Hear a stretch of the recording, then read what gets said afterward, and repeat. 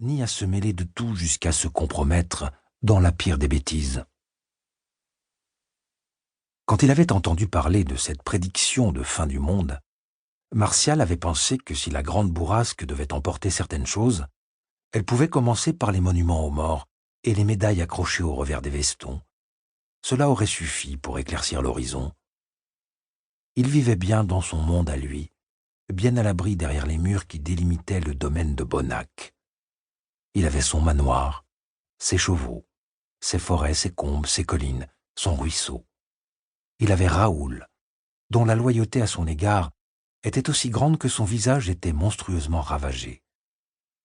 Il avait Camille, qui passait dans sa vie à défaut de réellement la partager. Et quand il sortait de Bonnac, il avait le cercle Cardan et ses enquêtes.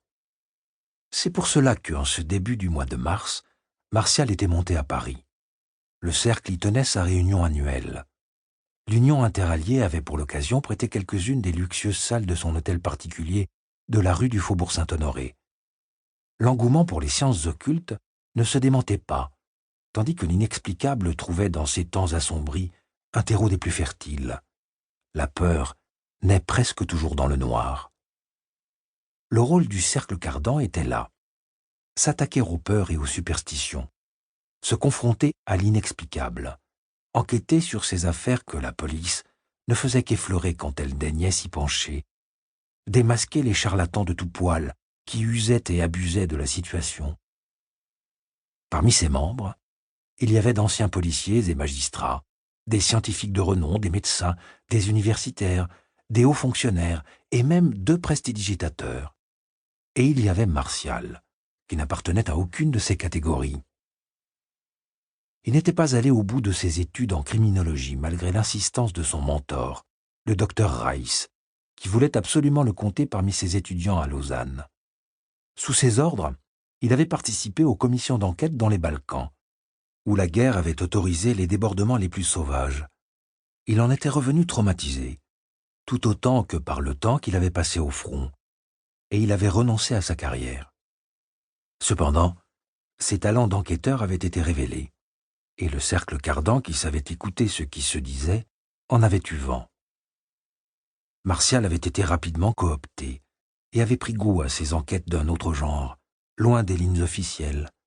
Quelques succès avaient fini par asseoir sa réputation, avant que l'affaire Duhamel, ainsi que l'avait nommé la presse, ne le mette en pleine lumière, quand il permit l'arrestation des 2 assassins d'un banquier rouennais.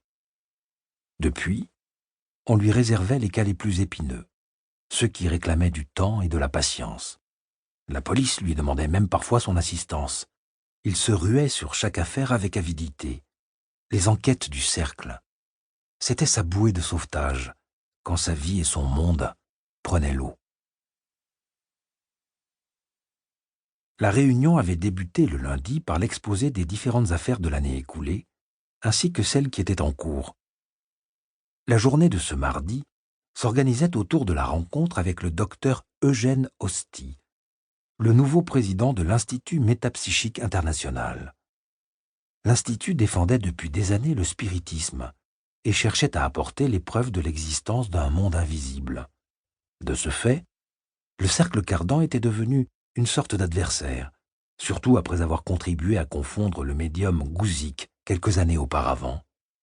Le docteur Gelay, ancien président de l'Institut, avait alors comparé ses attaques à une croisade et le cercle à une nouvelle inquisition.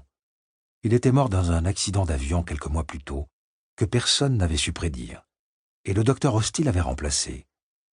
Ce dernier était plus modéré. Il souhaitait effacer tous les malentendus entre les 2 organisations et avait pris l'initiative de cette rencontre. L'année était importante pour son institut. Au mois de septembre, il organisait le Congrès Spirit International à Paris et avait obtenu la participation prestigieuse de Sir Arthur Conan Doyle pour une conférence exceptionnelle. On ne voulait pas voir le cercle Cardan venir gâcher la fête avec de nouvelles controverses. Le docteur Osty souhaitait donner une nouvelle orientation aux travaux de l'Institut.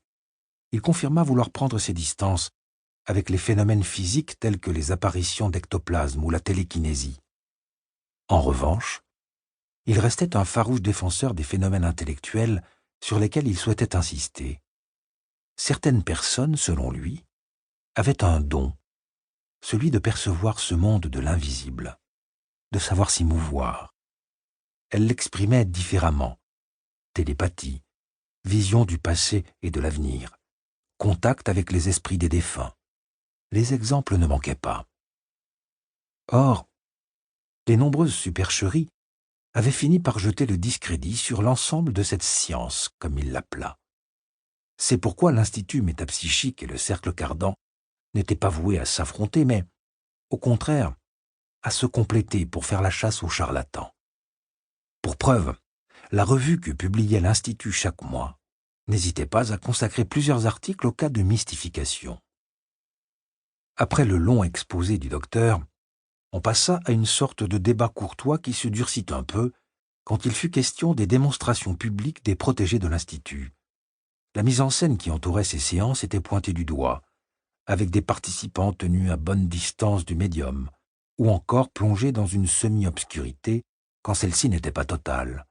Et on rappela que le médium Gouzik, privé de ses artifices, avait été reconnu coupable de tricherie, ce qui avait entraîné l'arrêt brutal de sa carrière et le tarissement de son don. Le docteur Hosty rétorqua que le spirit polonais avait été soumis à des séances d'observation interminables, devant un parterre hostile, dans un environnement particulièrement déstabilisant. On avait finalement retenu que sa tentative de tricherie lors de la 12e de ces séances, oubliant un peu vite les 11 précédentes observations, toutes couronnées de succès. Il a triché, certes, mais on l'a poussé à le faire. Au moment de ces échanges un peu tendus, Martial avait déjà perdu le fil de la conférence depuis longtemps. Confortablement assis près d'une des grandes portes-fenêtres du salon, il avait laissé son attention s'échapper vers le grand jardin. Au-delà de la végétation fournie du magnifique parc, il essayait de deviner les bruissements de la ville, alors que de lourds nuages s'amoncelaient au-dessus d'elle, prêts à déverser une neige qui s'annonçait à nouveau copieuse. La faute de cette inattention ne revenait pas aux propos du docteur, mais plutôt à une enveloppe qui était glissée dans la poche intérieure de sa veste et dont il redoutait le contenu. Cette enveloppe lui avait été remise par son voisin, Gaston Ferrand. Cet ancien de Saint-Cyr avait été recruté au ministère des Affaires étrangères au lendemain des traités de paix. Mais son incapacité à garder sa langue dans sa poche avait fini par lasser le ministre, qui œuvrait jour et nuit à la réussite de la Société des Nations. Les Amerlocs nous ont laissés à poil en refusant d'adhérer. À poil et le cul à l'air encore. Quand l'ami Fritz ou les Rouges vont venir nous le botter, on va bien les sentir les clous de leurs semelles. Voilà ce que c'est que l'esprit de Genève. Nos fesses bien dodues offertes à la vue de tous. Ce genre de remarque avait entraîné sa mutation vers un placard doré au ministère de la Guerre, ce qui lui laissait plus de temps pour ses activités au sein du cercle. Il était un des plus fervents soutiens à Martial, capable de débusquer une information en un rien de temps grâce à ses réseaux nombreux et étendus, toujours là quand il le fallait. « C'est moi qui suis allé le chercher, le petit », se vantait-il souvent en posant une main massive sur l'épaule de Martial, sa grosse moustache se relevant de plaisir. Cependant, quand on lui demandait quelque chose, il commençait toujours par râler. Et quand cette grande carcasse se mettait à râler, les murs menaçaient de se lézarder. Son verbe haut et peu châtié était aussi légendaire que son coup de fourchette. C'était un personnage tout en bruit et en couleur. C'était aussi un modèle de courage et de franchise, qui plaçait la loyauté au-dessus de tout, ne laissant jamais un ami seul sous la mitraille et faisant demi-tour pour aller le chercher. En temps normal, on l'appelait mon colonel ou colonel Ferrand, mais pour les membres du cercle, il insistait pour que ce soit simplement Gaston. Martial lui avait téléphoné de Bonnac quelques semaines auparavant pour lui exposer sa requête, assez éloignée des préoccupations du cercle. Gaston avait commencé par tonner, avant de raccrocher dans un grognement d'ours. La veille, quand ils s'étaient retrouvés, il avait salué Martial avec tout l'enthousiasme dont il était capable, et il était capable de beaucoup, lui broyant la main, puis l'épaule, mais sans dire un mot sur leur conversation téléphonique. Puis, ce matin-là, avant que le docteur Hosty ne soit présenté à l'assistance par le président du cercle, Il s'était lourdement assis à côté de Martial. Pour continuer à écouter ce livre audio gratuitement, cliquez sur le lien dans la description et vous pourrez l'écouter en entier sans frais grâce à l'essai de 30 jours d'Audible.